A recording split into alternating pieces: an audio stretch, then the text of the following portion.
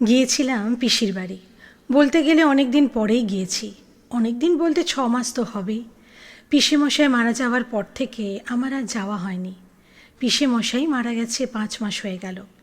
পড়াশোনা, পরীক্ষার চাপ সব মিলিয়ে একটু ব্যস্ত হয়েই পড়েছিলাম। তো সন্ধেবেলায় আমি অন্য একটা ঘরে বসে মোবাইল নিয়ে ফেসবুক স্ক্রল করছি। সেই সঙ্গে হোয়াটসঅ্যাপে একজন বান্ধবীর সাথে কথাও বলছি। পিসি বাইরের দালানে বসে টিভিতে সিরিয়াল দেখছে, আর সেই সঙ্গে পাশের বাড়ি এক প্রতিবেশিনীর সাথে গল্পও করছে। আমার এমনিতে ওই বাংলা সিরিয়ালের প্যানপ্যানানি ভালো লাগে না। অনন্যাদি তখনও পর্যন্ত ফেরেনি। অনন্যাদি থাকলে তো ওর সাথে গল্প করে টাইম কেটে যায়। অনন্যাদি হলো পিসির ছেলের বউ। আমি অবশ্য বৌদি বলে ডাকি না। পিসির একটি মাত্রই ছেলে, বছর 2 আগে বিয়ে হয়েছে। কত ইচ্ছে ছিল দাদার বিয়েতে আনন্দ করব, সাজগোজ করব, সেসব হয়নি। দাদা অনন্যাদিকে নিয়ে পালিয়ে গিয়ে মন্দিরে বিয়ে করে নিয়েছিল। অনন্যাদির বাড়ি থেকে পালিয়ে বিয়ে করেছে বলে অনন্যাদির সাথে অনন্যাদির বাবা মা আর কোনো সম্পর্ক রাখেনি। অবশ্য উপায়ও ছিল না। অনন্যাদির বাড়ি থেকে অন্য জায়গায় বিয়ে ঠিক করেছিল।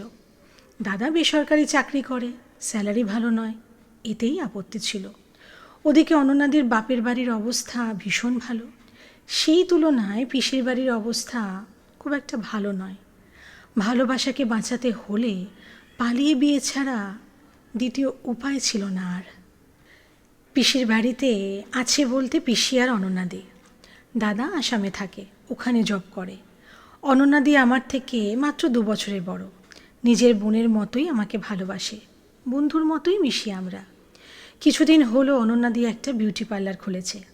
বিউটি পার্লার থেকে ফিরতে ফিরতে 8টা সাড়ে 8টা বেজেই যায়। অনন্যাদির আসার অপেক্ষায় আমি তখন বসে আছি। ওদিকে পিসির সাথে ওই প্রতিবেশিনী কথা বলে যাচ্ছে। আমি ঘর থেকে শুনতে পাচ্ছি ওই প্রতিবেশিনী পিসিকে বলছেন, রোজই কি এমন রাত করেই ফেরে নাকি? না না, 8টার মধ্যেই চলে আসে। হয়তো আজ কাজ বেশি পড়ে গেছে। যাই বলো বাপু, রাত বিরেতে ঘরের বউ বাইরে থাকবে, এটা ভালো দেখায় না। একেই তোমার ছেলে ঘরে থাকে না, কোথায় কি করছে তুমি দেখতে যাচ্ছ?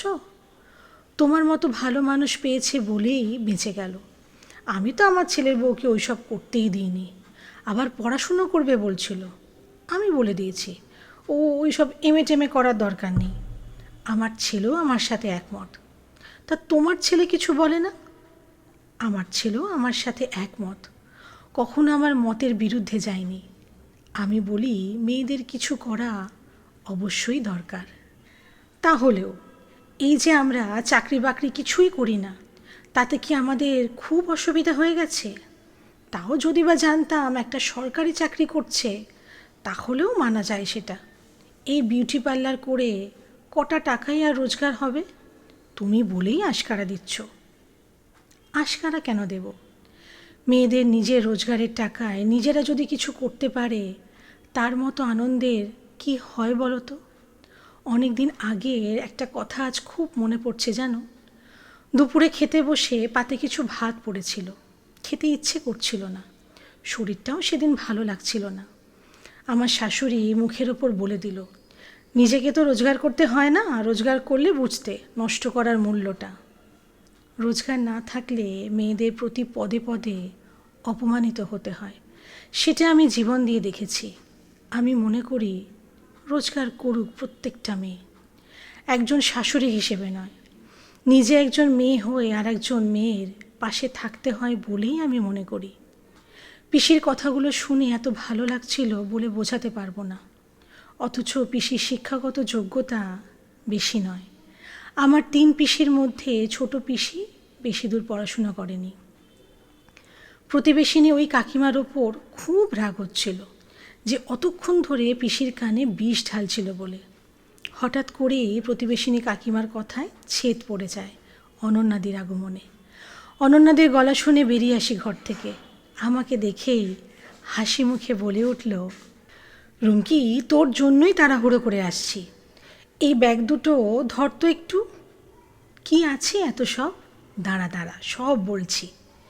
প্রতিবেশিনী কাকিমা আর পিসি দুজনে বসেই আছে। টিভির সাউন্ড তখন মিউট করে দিয়েছে ওই কাকিমা নিজেই। আমার হাত থেকে একটা ব্যাগ টেনে নিয়ে অনন্যাদি একটা প্যাকেট বের করে। প্যাকেট থেকে শাড়ি বের করে পিসির গায়ে জড়িয়ে দিয়ে বলে, দেখো তো মা, তোমার পছন্দ হলো কি না? আমার জন্য কেন শাড়ি নিয়ে এলি আবার? কি যে বলো না মা, তুমি তো আমার জন্য কত কি করো, আর আমি তোমার জন্য এইটুকু তো করতেই পারি।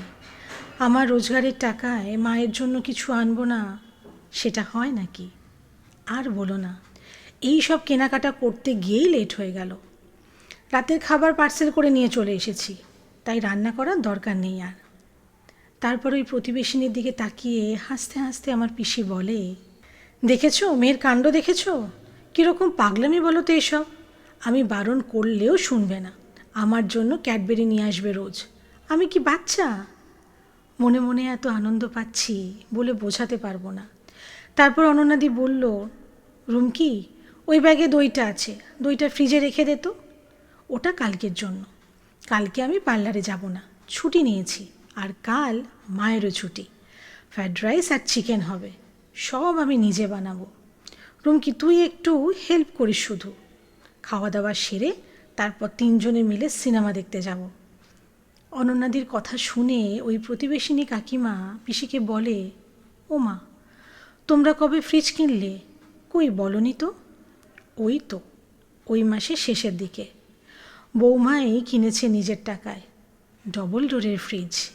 পিসির কথা শুনে ওনার মুখে বলার মতো ভাষা নেই আর। যে মোটিভ নিয়ে কথা বলছিলেন সেই সব যেন কোথায় হারিয়ে গেল। প্রতিবেশিনী ওই কাকিমা বাড়ি যাওয়ার জন্য উঠে দাঁড়ায়। পিসি আরও একটু বসতে বললে ওনার বসার ইচ্ছে থাকে না আর। কি জানি, ওনার মনটা খারাপ হয়ে গিয়েছিল হয়তো।